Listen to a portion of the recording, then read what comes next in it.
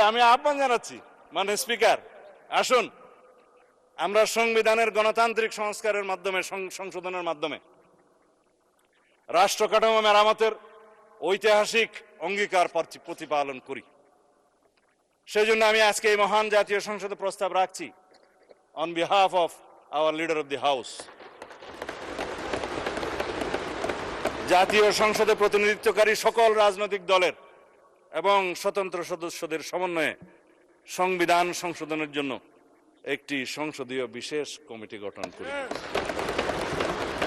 এবং উক্ত কমিটিতে আমরা সকলে মিলে আলাপ আলোচনা করে সমঝোতার মাধ্যমে জনপ্রত্যাশিত সংবিধান সংশোধনী বিল এই মহান জাতীয় সংসদে উত্থাপন করি এবং সেটা সমঝোতার মাধ্যমে আমরা গ্রহণ করি। আমার সময় এই জন্য আমরাও সমাধান চাই, কিন্তু আমরা ন্যায্যতার ভিত্তিতে চাই।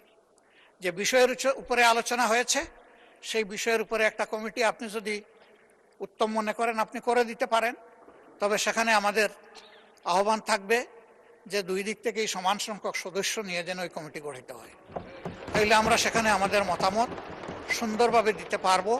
এখানে সংখ্যাগরিষ্ঠতার ভিত্তিতে যদি কোনো কমিটি গঠন হয় তাহলে এখন যেমন এখানে ডিবেট হচ্ছে তখনও সেখানে ডিবেট হবে, যে লাউ সেই কদুতেই থেকে যাবে, অন্য কোনো ফল আমরা এখান থেকে আহরণ করতে পারবো না।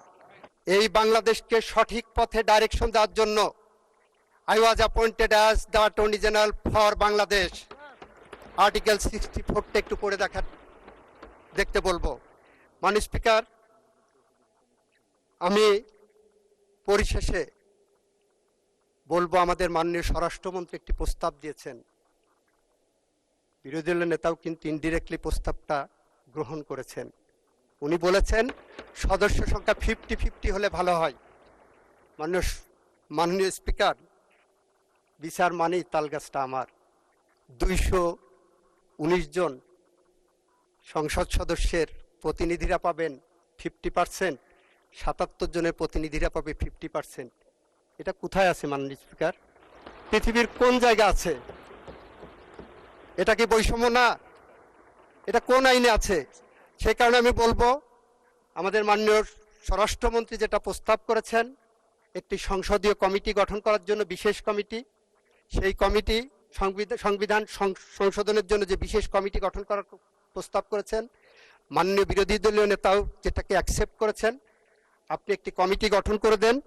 এই সংসদ একটি কমিটি গঠন করুক, সেখানে আমরা সব কিছু আলোচনা করে চুলচেলা বিশ্লেষণ করে জুলাই সনদের পথ ধরে আসেন আমরা এমন একটি সংশোধনী আনি